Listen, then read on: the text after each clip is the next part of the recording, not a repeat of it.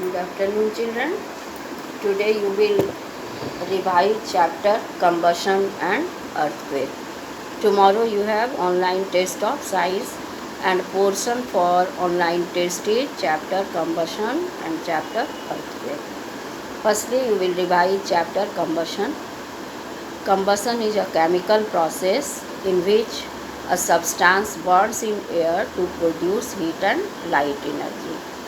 The substance that burns is called combustible material like coal, petrol, diesel, etc.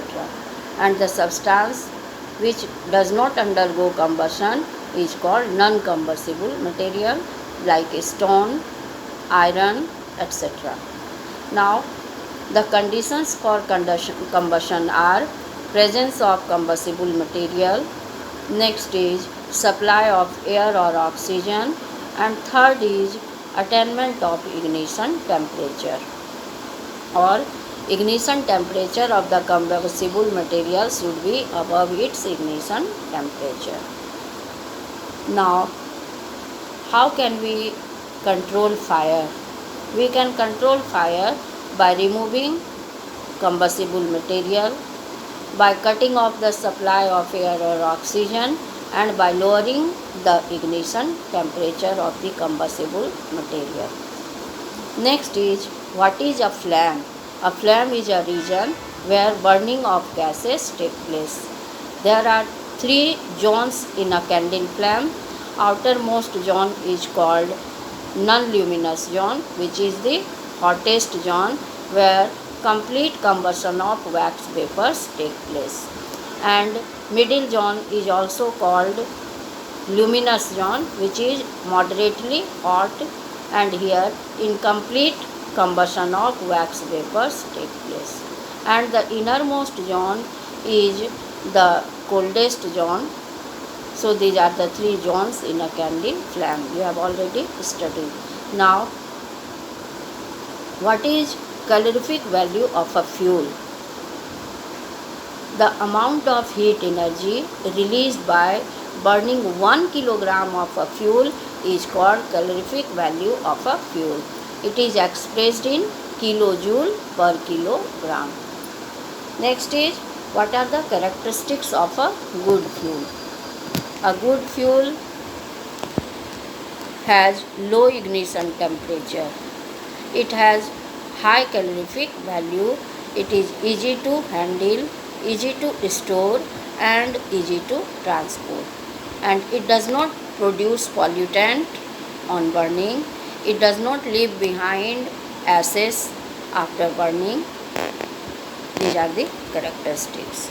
Next, which fuel is the best fuel among solid, liquid, and gaseous fuel? You can say gaseous fuels are the best fuel because they are transported through pipeline. They do not produce pollutant or smoke on burning. They are eco-friendly. They are easy to handle, easy to store, and easy to transport. They have low ignition temperature and they have high calorific value. So gaseous fuels are the best fuels. Next topic is, what are the harmful effects of incomplete combustion? Children, you should know, due to incomplete combustion, unburnt carbon particles are produced in the atmosphere and carbon monoxide gas is produced. Both are harmful because they cause pollution in the air, and due to pollution of air we can suffer from breathing problem or respiratory diseases like asthma, bronchitis, etc. Due to burning of fuels, carbon dioxide is produced, which may cause global warming. Next is, acid rain is also caused due to harmful effect of combustion. Like when combustion of diesel and coal takes place, sulfur dioxide is produced, and sulfur dioxide dissolves in water vapor and forms sulfuric acid. Rainwater containing sulfuric acid or nitric acid is called acid rain, and acid rain is harmful for living as well as non-living things, because it may cause marble cancer, and you have read many other problems are caused due to accident. So with this your chapter combustion is complete. Now you will see next chapter is earthquake. Sudden tremor or shaking of the earth's crust which lasts for a minute is called earthquake. Quake that arises before the earthquake is called foreshock. Sometimes after the earthquake, again earthquake arrives, that is called aftershock. Okay children? Now what are the effects of earthquake? Earthquake may cause loss of life and loss of property. It may cause flood and landslide. It may also cause tsunami in the coastal areas. The cause of earthquake is movement of tectonic plates. Now the next topic is what is focus and what is epicenter. Focus is the point under the earth crust where the earthquake originates, and the point just above the focus on the surface of the earth is called epicenter. Okay children? Now you will see that what are the safety precautions during device that is used for measuring earthquake is called seismometer. Okay?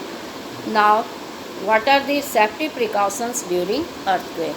If a person is inside a building, then the person should stay or person should take shelter under the table and should stay there until the earthquake stops. Next, the person should stay away from tall and heavy objects. If the person is on the bed, then the person should cover the head with pillow. Okay? And when the earthquake stops, then the person should stay inside the building for some time. Next, if the person is caught outside the building in the open place, then what precautions should be taken? The person should find a clear spot and should stay there. This spot should be away from building, trees, electric pole, etc. If a person is moving vehicle, then the person should drive the vehicle slowly and should find a clear spot and should stay there. And when the tremor stops, then the person should come out from the vehicle. Now, what precautions should be taken after the earthquake? Safety precautions after the earthquake. You know children, sometimes earthquake comes after earthquake. That is called aftershock.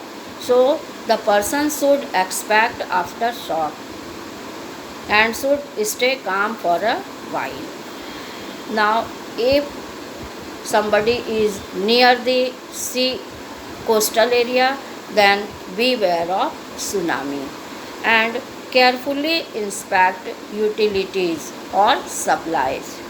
Use mobiles only in emergency and stay away from damaged area. And last precaution is help the injured person. So these are the precautions after earthquake. With this you have revised children. You will read question answers that I have already discussed. Okay children.